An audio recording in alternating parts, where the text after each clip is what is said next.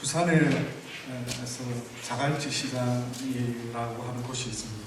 충무동이라는 곳에요. 자갈치 시장이 있는데 그곳에 어떤 아주머니가 평생을 자판을 하면서 고등어 생선을 아마 파는 그런 일을 했던 아주머니가 있습니다. 근데 어떤 젊은 청년이요, 이 아주머니하고 이야기를 합니다. 아주머니 평생 이렇게 고생스럽게 사셨죠. 이 모든 아주머니의 이 고생은 바로 이 정부의 무능함 때문입니다. 그래서 아주머니 그렇게만 계시지 말고 일어나서 우리와 함께 이 정권을 바꿔야 됩니다. 데모하십시다. 이런 이야기를 했답니다. 그랬더니만 이 평생 자갈치 시장에서 생선을 팔아왔던 이 아주머니가 도무지 이 젊은이가 무슨 소리 하는지 이해할 수가 없는 겁니다. 그러면서 이렇게 한마디 이야기를 합니다. 젊은이, 나는 자네가 무슨 말 하는지는 전혀 알지 못한다고. 그러나 나는 이 자판을 하면서 생선을 팔면서 힘들었다라고 생각해 본 적이 없었다고 이야기를 합니다.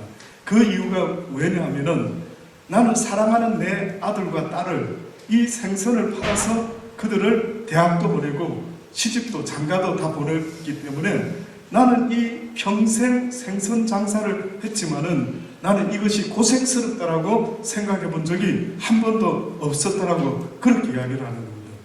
여러분, 뜻밖이지 않습니까?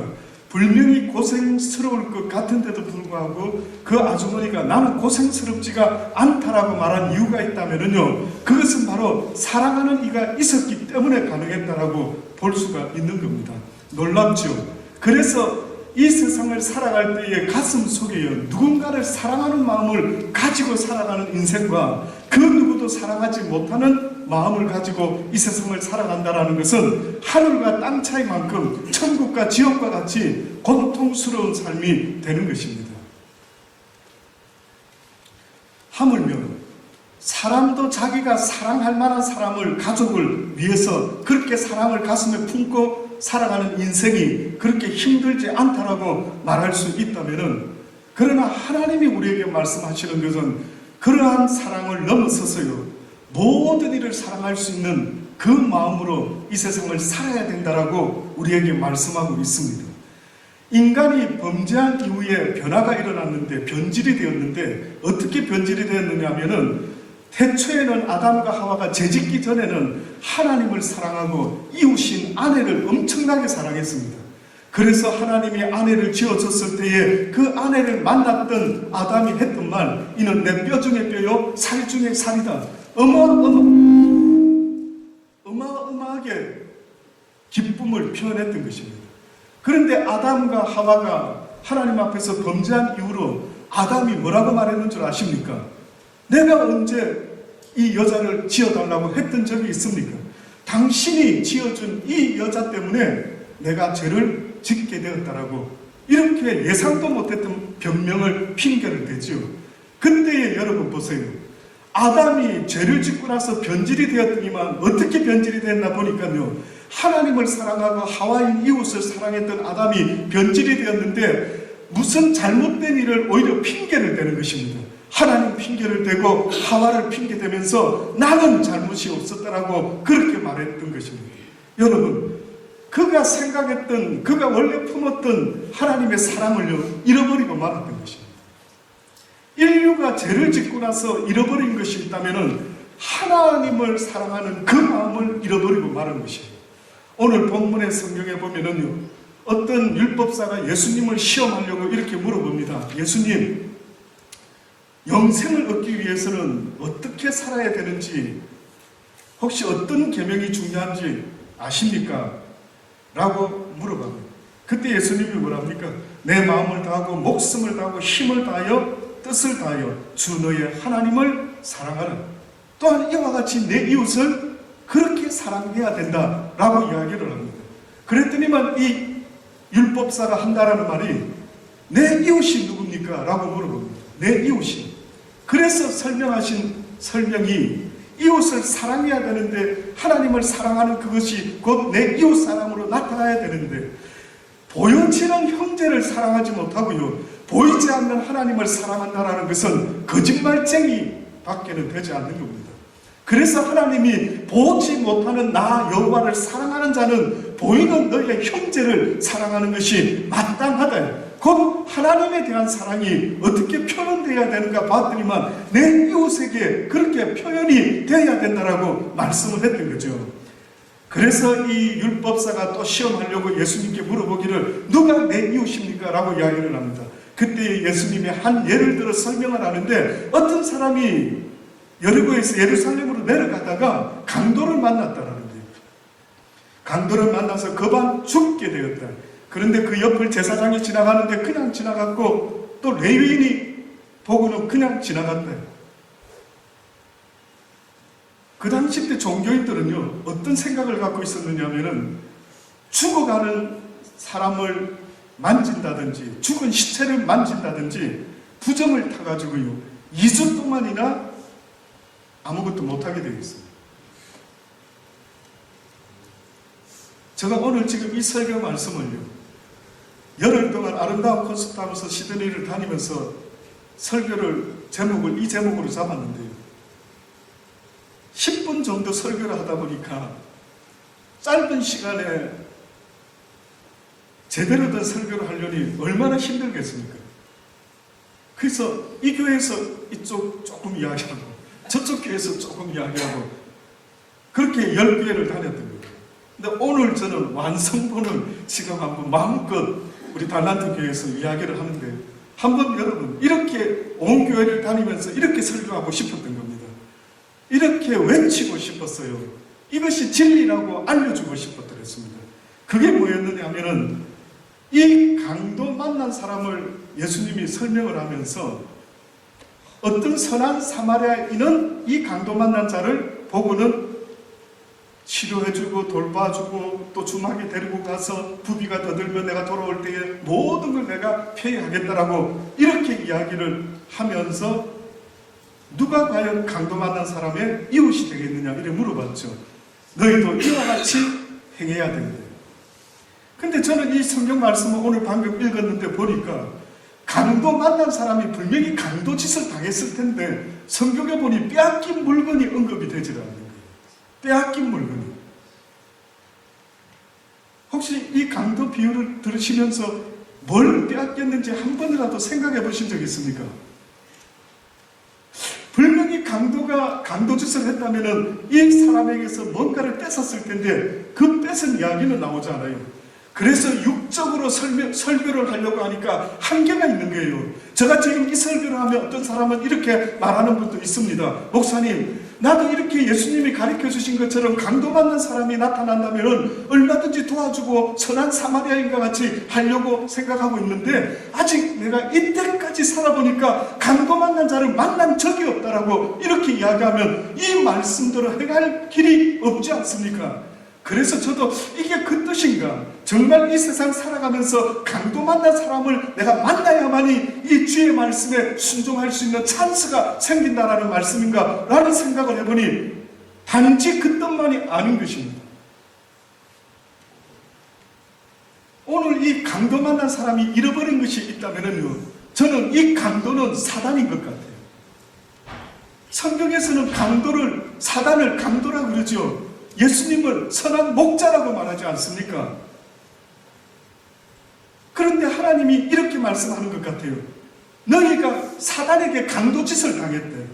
너희가 사단에게 템테이션을 받아가지고 선악과를 따먹지 말았어야 되는데 선악과를 따먹음으로 하나님 앞에 범죄한 자가 되었는데 너희가 잃어버린 것이 있다.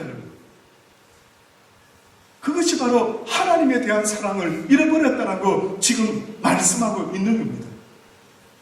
성경은 우리 인간을 지으신 하나님이 분명하게 말씀하고 있는데요. 우리 인간들끼리 서로 사랑해라라고 하나님 없이 사랑해라고 말씀하신 적이 없습니다. 그래서 하나님 없이 내 아내를, 내 남편을, 내 가족을, 내 자식을 하나님보다 더 사랑하면 이것은 오히려 화로다라고 말씀했던 겁니다.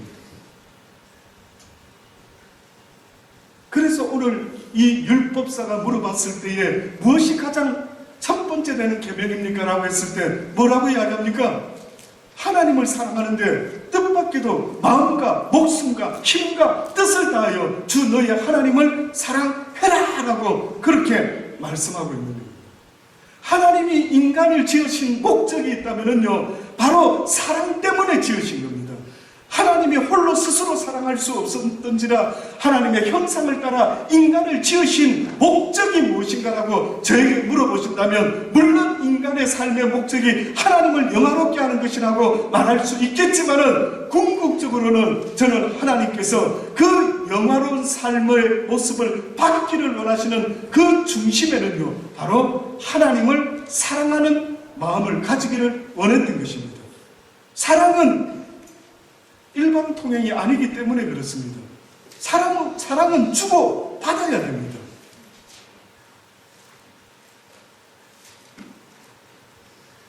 저와 여러분이 그 하나님의 사랑을 잃어버리고 말았어요.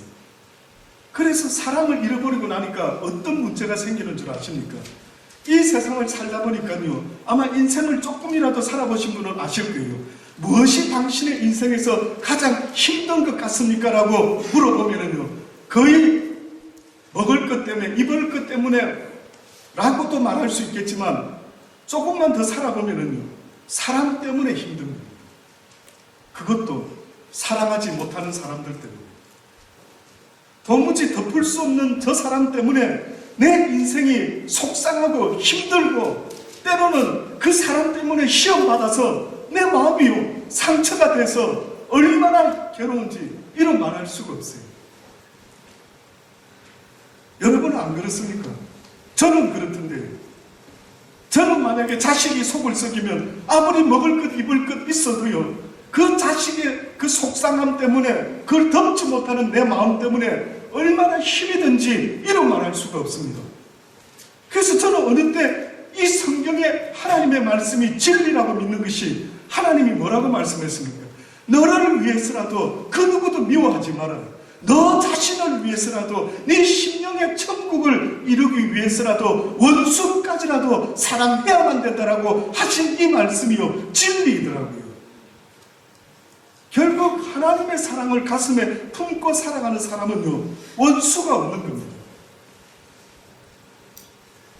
심지어는 예수님이 우리에게 본을 보여주셨죠. 예수님은 자신을 죽이는 이들을 향해서 뭐라고 말씀했습니까? 저들이 하는 일을 저들이 알지 못하고 하는 것이라고. 하나님, 저들의 죄를 저들에게 돌리지 마시고 용서하여 주시옵소서라고 그렇게 말을 했어요. 너무나 놀랍더라고요. 너무나 놀랍더라고요. 와, 저 마음이었구나. 내가 지금 회복해야 되는 마음이 바로 저러한 마음이 다시 회복돼야 되는 거예요.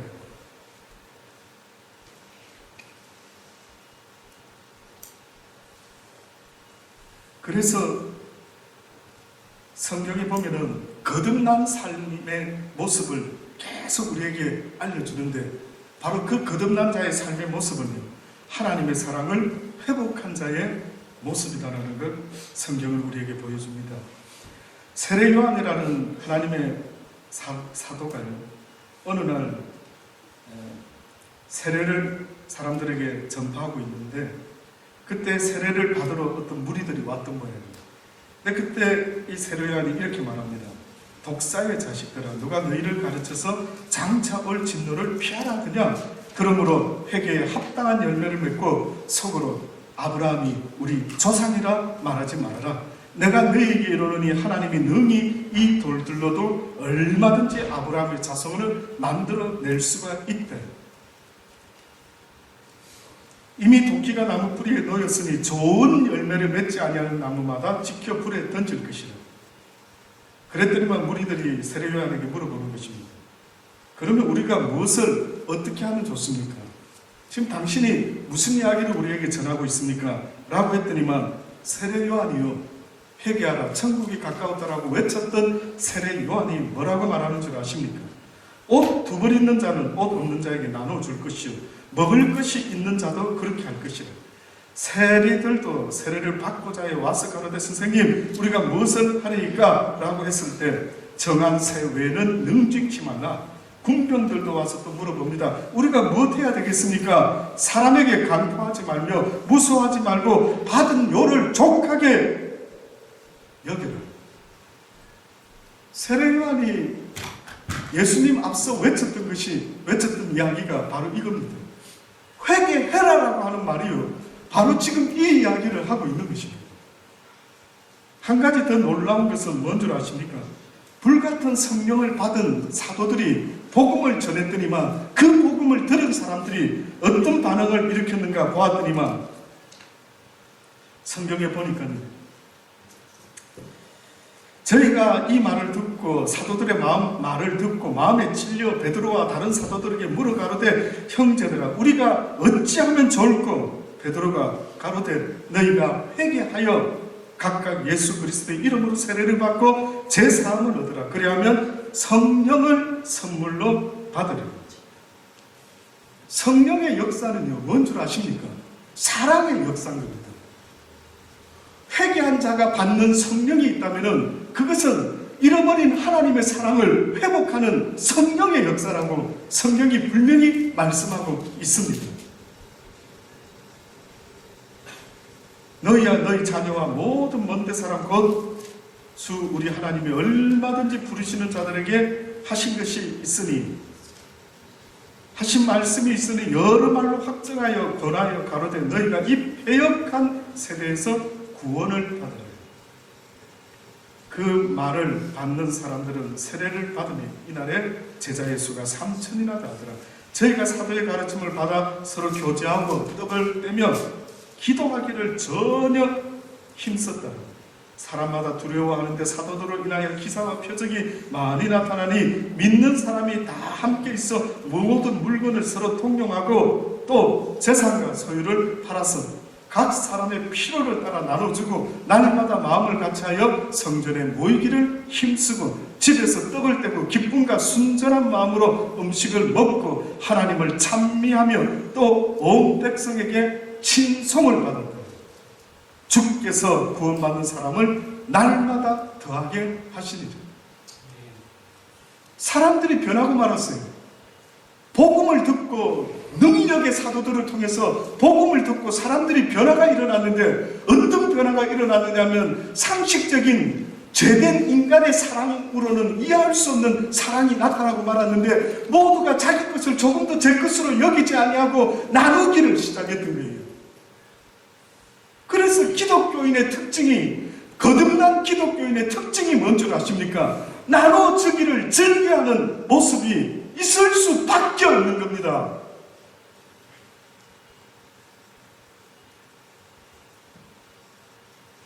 스스로를 돌아보세요. 사랑할 만한 사람만 사랑하고 있는 여러분의 자신을 보세요. 얼마나 힘든 줄 아십니까? 인생이.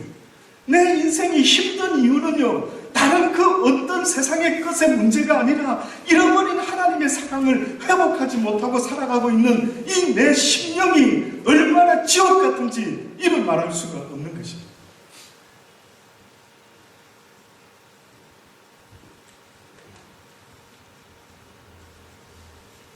사랑하는 자들아, 요한 1서예요. 지금부터 드리는 이 말씀을 한번 가슴에 새겨보십시오.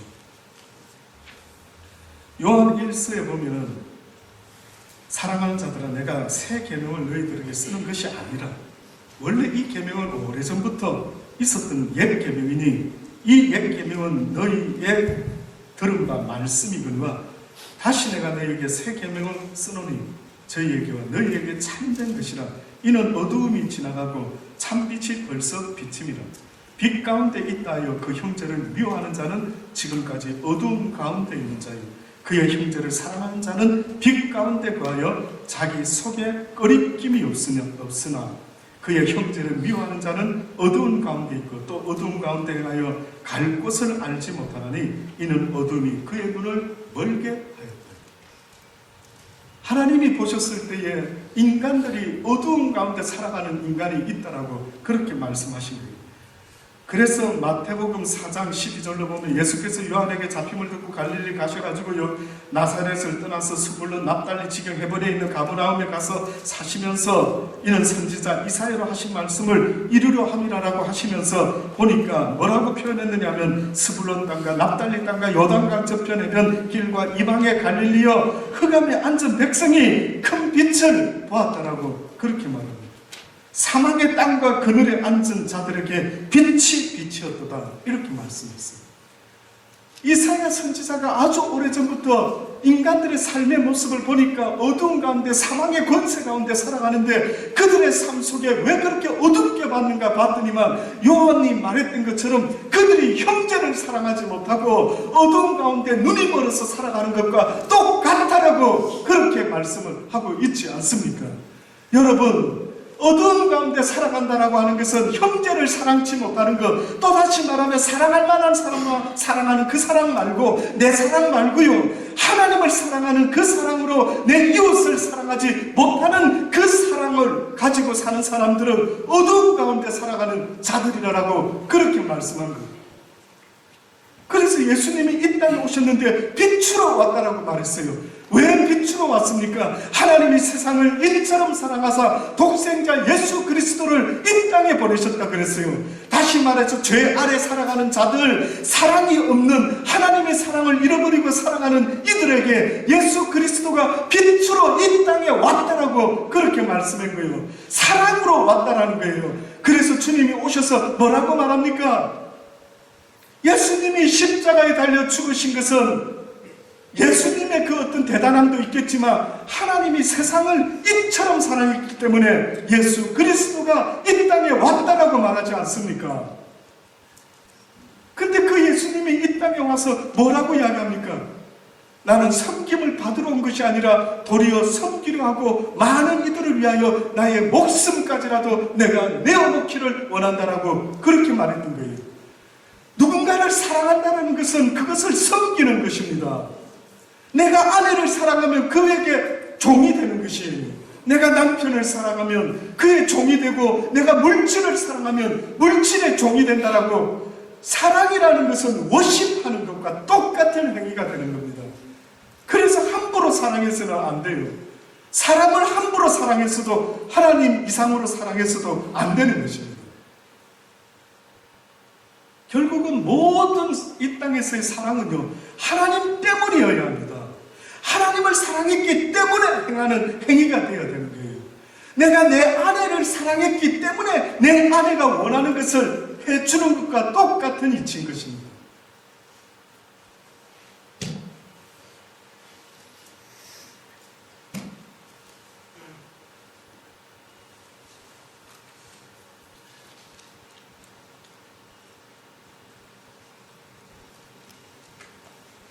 형제들아, 세상에 너희를 미워하거든 이상히 여기지 마라.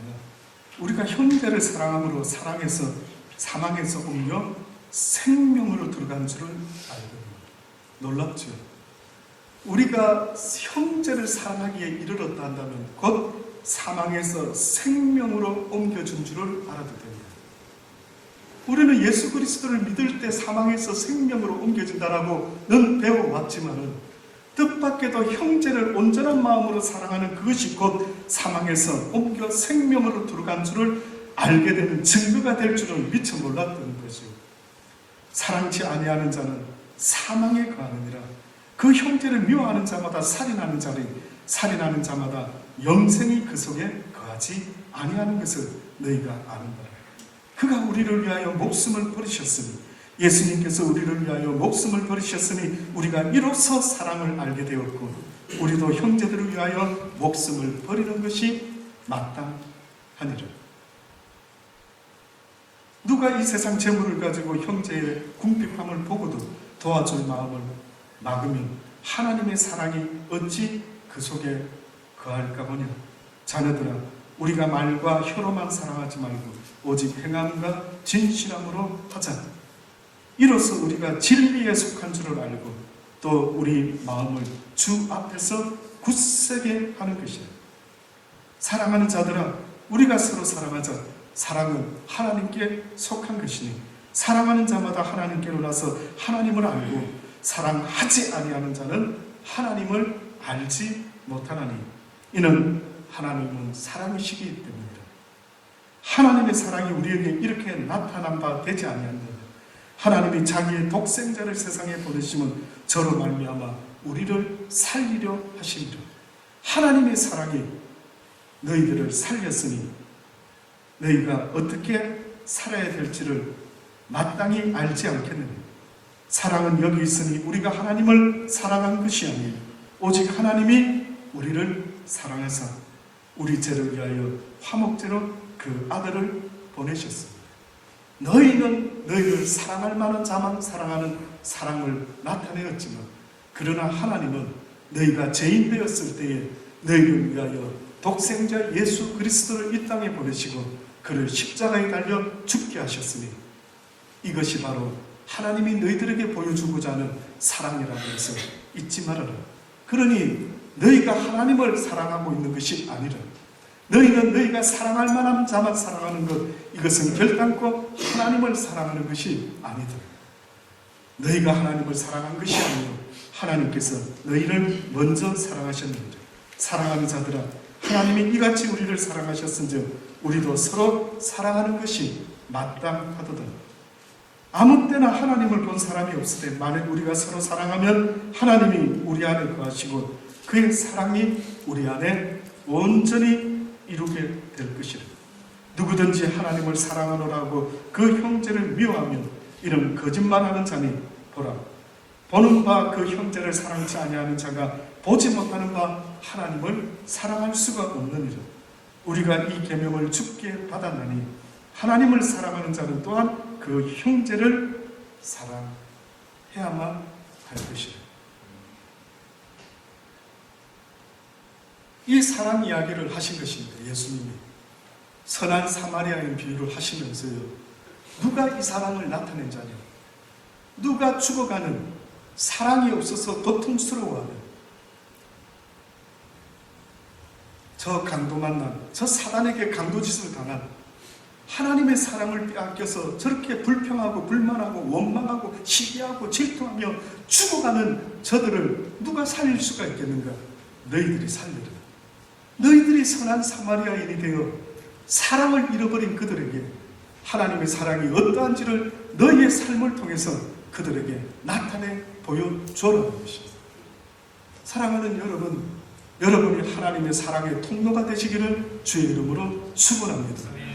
그 누구도 보지 못했던 사랑을 여러분을 통해서 볼 수 있게 되기를 바라는 것입니다. 그래서 선한 사마리아인에서 도무지 볼 수 없는 모습이 나오지요. 자기도 아는 사람도 아닌데 그 강도 만난 사람을 돌보아 주는 것이 꼭 부모 형제 돌보아 주듯이 그렇게 돌보아 주고 있지 않습니까? 사랑하는 여러분, 여러분이 이 진리를 아멘이라고 받으실 수 있다면요, 이제 앞으로 살아감에 있어서 여러분의 삶을 통해서 이 선한 사마리아인과 같은 이 자비를 베푸는 자가 되어야 된다라고 성경이 말씀하고 있습니다.